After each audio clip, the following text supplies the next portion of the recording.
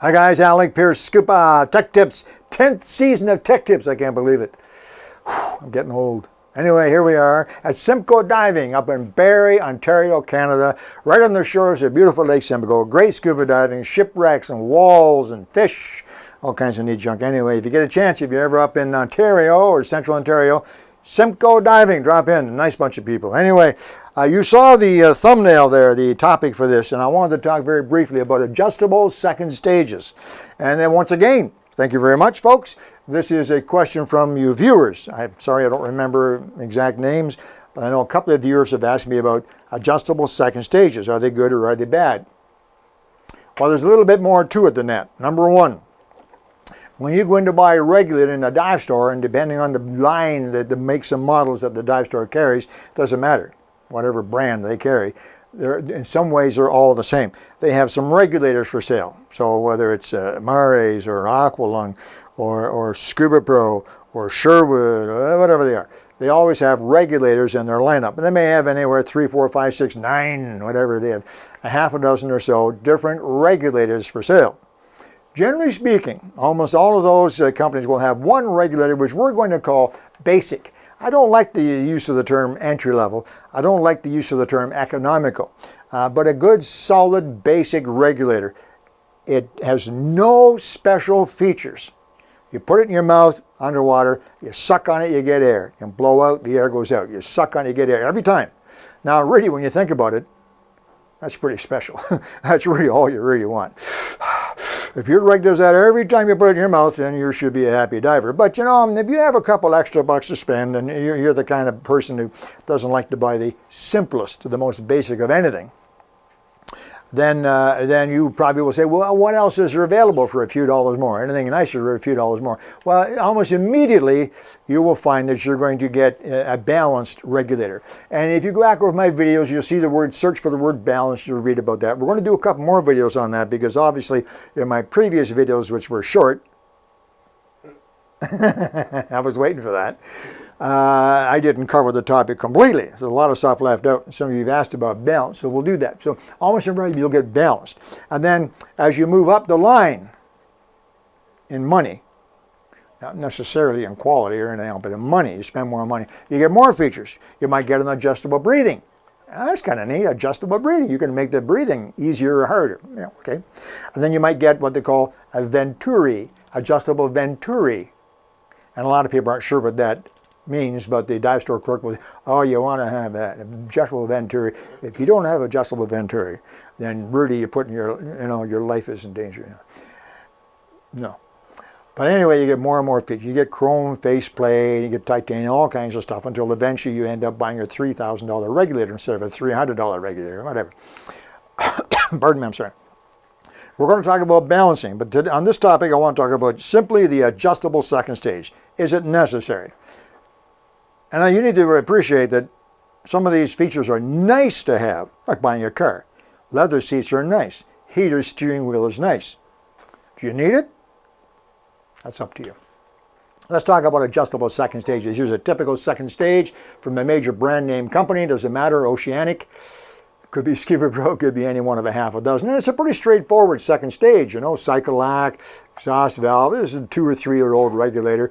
A removable faceplate just unscrews for cleaning. That's all in some of my videos. And the hose comes in from the right hand side, which is really handy because that's, you know. Anyway, but on the left hand side of this regulator, there are 2 adjustments. I don't know if you can zoom in here or not, Kev. Maybe if you zoom in for just a moment, I can show you the 2 adjustments. And then you can go back out and we'll talk about them, but then the group will have seen them. So you can see right on the very end, there's a knob. I want to say knob because I'm a perfect speller. And the reason I'm a perfect speller is because I pronounce the K's as silent C's and skizzers and so on. Anyway, there's a knob on the end. And you see that this knob turns like that. Can you see that turning, Kevin? Okay, that turns. And then right behind the knob, there's a lever. You see this lever sticking up there? And watch, see what happens here. When I take my finger, I turn that lever. Oh. Don't move. Can you hear that clicking? Yeah. Oh, okay. So that lever also moves, and there's a little click. So it can go a little bit, a little more, a little more, a little more, a little more, a little more, or all the way back, whatever it is. Okay. Okay, come back out now. So those are the two adjustments that are most commonly available. Now, on different makes and models, they may have those adjustments may not be so obvious. Most of them will still have the knob on the end, but sometimes the Venturi is mounted on top. Sometimes it's on the other side. Some models, I noticed just recently one model came out and they've now put the adjustable breathing, instead of a knob, they put it over here on this side so you turn the whole thing. But anyway, that's basically it. Those are the two adjustments that you get with the second stage. What do they do? Let's do that first. What do they do, first of all? Well, the adjustable breathing is fairly straightforward. When your regulator comes in for service, they replace all the parts, they set up the intermediate pressure coming from the first stage through the hose. And then they set up the second stage so that it breathes as easily as possible according to factory specs, which means when there's very little effort, it breathes as easily as possible. And they set it up just like that. Now when they do that, what they do inside is they adjust the pressure of that secondary seat, the second stage seat. They adjust the pressure that is being pushed against the intermediate pressure. So there's 150 psi coming, and they adjust the seat so it pushes against that 150. And there's a spring and a nut behind that, and they adjust that so that the 150 psi comes up to that little rubber seat and stops. That's it, just stops. And they make the spring pressure that holds it there as light as possible. So very little bit of inhalation on your effort moves the diaphragm just a tiny, tiny smidgen. That's a real word, by the way. Just moves the diaphragm a little wee bit, and it pulls the spring off and you get air. They want that effort to pull that diaphragm in to be as small as possible. So ooh, easy breathing, you see? That's the way they set it up. That's the way it's supposed to be. Some manufacturers put on the adjustable breathing knob on the end. Now, I've already explained that from the service person, it's as easy as possible. So technically, you can't make it any easier. But in actual fact, in many cases, you can turn this knob counterclockwise, and it reduces even more the pressure of that spring pushing on the seat. Now, if you reduce it very much, and we're just talking fractions of a psi here, if you reduce it very much, pretty soon you're going to hear, it's called a free flow. Air starts to come out because the spring pressure is so low that the 150 psi from the first stage is actually getting past it, compressing the spring, and air is coming out. So then what you have to do is just turn the knob back to make it harder, and it stops. That is right on the edge. Okay? Now you can make it harder than that if you want to. You can turn this back even more, push harder on the spring and make it even harder. So eventually you get to the point where your head goes, the air. Why would you want that? Well, technically you would not want that. But there might be cases, particularly if with your safe second, if your safe second has an adjustable breathing on it, which is another topic entirely. But the regulator may free flow too easily. It'll always free flow if you drop the diaphragm in first, because the diaphragm, as you know, if you push in the diaphragm, it makes you free flow. It's supposed to. It's called a purge. If you put the diaphragm in the water first, it'll often free flow. Now, some people think there's something wrong, so they make this harder so that doesn't happen. Now it's harder to breathe. Don't do that. As I've said in some of my videos, always make sure the diaphragm is the last thing to reach the water. Mouthpiece first. Or free flow. Now set this as easy as possible. Perfect. That's the way it is. So point is that this knob adjusts the breathing. It can make it a little easier maybe, and it can make it harder if it starts to free flow. That's it. Do you need it? If you dive a lot between service, possibly.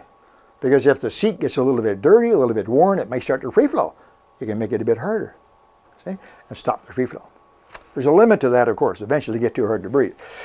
But if you have it in for regular service, if you don't dive a great deal, and annually for sure, or maybe every 6 months, certainly every 2 years, you take it in, complete service, all set up perfectly by factory standards, as easy as possible, and you remember to drop this in the water like so it doesn't free flow, not really something you really need. Doesn't hurt to have it. You know, heated steering wheels are nice. What's the Venturi adjustment? Okay, the Venturi adjustment is a little more technical. You could look up Bernoulli's principle online, and it talks about Venturi effect, the Venturi effect. It is the Venturi effect that actually raises an airplane. I don't know if you knew that, but airplanes, people think that airplanes use the propeller of the jets to go up in the air. They don't. The propellers in the jet pull them straight through the air. What makes them rise is Bernoulli's principle. Right, the pressure is reduced on top of the wing, pressure on the bottom stays the same, so the plane is actually pushed up into the air.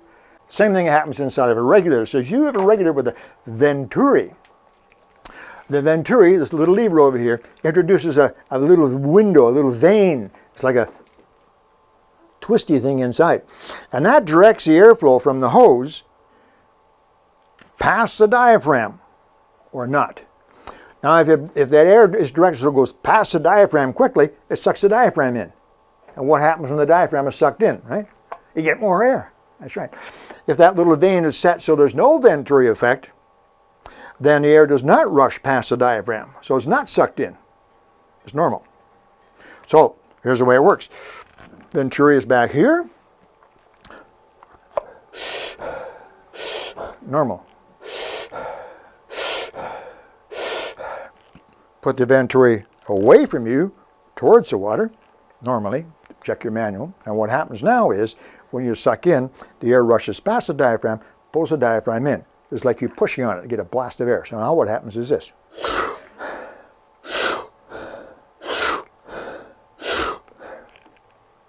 Extra air comes out of the regulator. Yeah, it's kind of neat. Now, is that good or bad?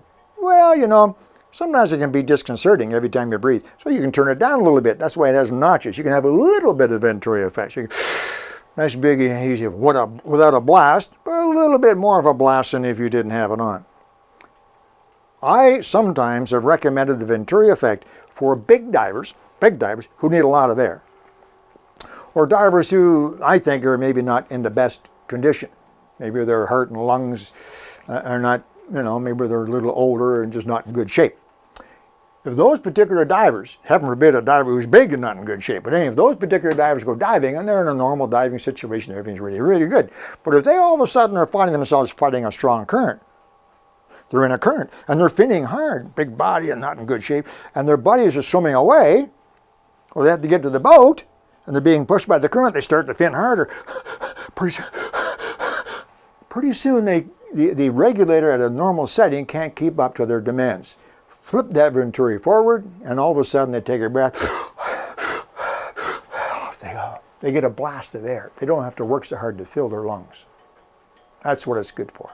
That's really about the only real practical purpose. So anyway, thought I'd share that with you. There you go. Adjustable second stage, simply adjust the spring pressure, increase or decrease the effort, and the Venturi increases or decreases the speed or the volume or the blast of air that comes into your lungs. You still, even with the Venturi, you still have to breathe. You still have to suck on that and get the airflow started. But then it takes over and gives you a blast of air. So there you go. There's some questions there about adjustable second stages. Are they necessary? You'll have to decide. It really depends on several things. Your diving scenario, where you're going, so on, and of course your pocketbook.